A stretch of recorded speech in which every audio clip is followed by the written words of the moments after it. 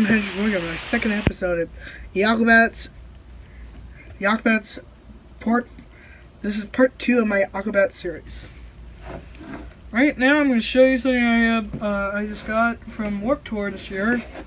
This is my VHS copy of the Ska Parade documentary. I'll put this in the description. I'll put in the description the Ska Parade documentary that you can find on YouTube. If you can find it by looking up this Ska Parade intro. Okay, let's start with the here's my goggles and here's my hat.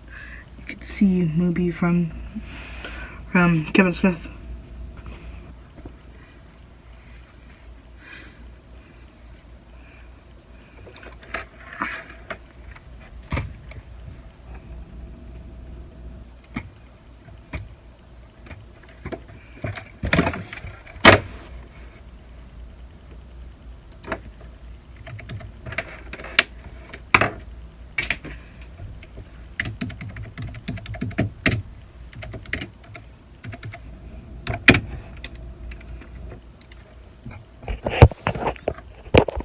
Here's their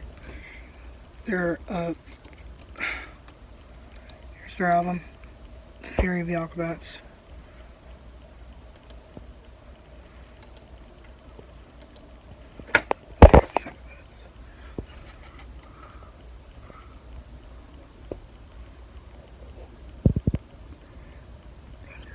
The Fury of the Aquabats. Their second album. Wait. Right now, I'm going to tell you the here's the history of the Aquabats at this time.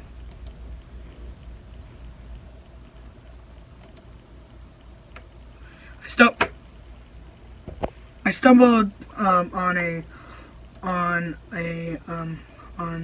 Wayback Machine, and they have the Aquabats history in it, and I'm going to tell you, and it's just loaded.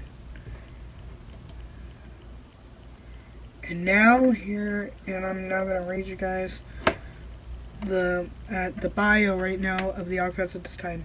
Deep in the South Pacific lies an undiscovered island. This island houses people raised on the foundation of song and the luxury of time. An island named after emperors and the bat-like people, the Aquabania. Life could not be too good on this island. From Chiro baking contest to Cali camp until a naval force discovered upon the island, and life would never be the same. Pushed to the brink of disaster, 8 or 9 men escaped, impending doom in a hollowed-out log. These 8 or 9 men made their way to the high waterfall, dropped into the raging seas, defending for days. They washed up on a sandy beach owned by a fantastically insane scientist only known as the Professor.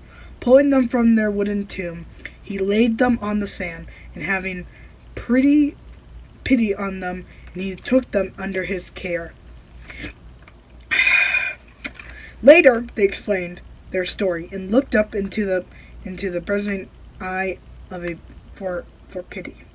Learning of their presence, he decided to help them fight their cause by being them the only gift he could conceive.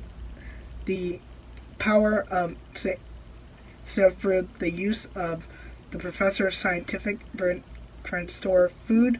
These 8 or 9 men gained power well beyond that of ordinary Aquabanians. They became the Aquabuds, then the Aquaboys, then finally just Mel and friends. But later, the truth was seen to them. They were the Aquabats.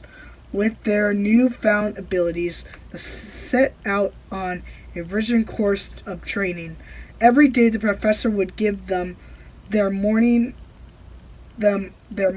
corn dogs and set out on the water for surf. An energy impregnating sun shape.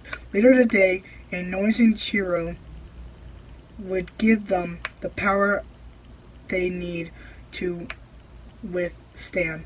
Ever a brick to the forehead. In the evening, they played music, which the professor would help them with his own hypno mind calling with their wave patterns.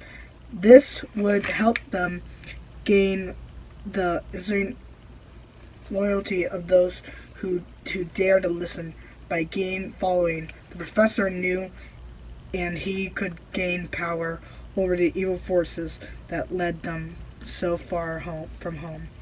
Aimed with radioactive rash guards and anti-negative helmets, these 8 or 9 Aquabats had set out to conquer the world. Well, that was the bio. Right now, I'm gonna tell you some of the stuff from the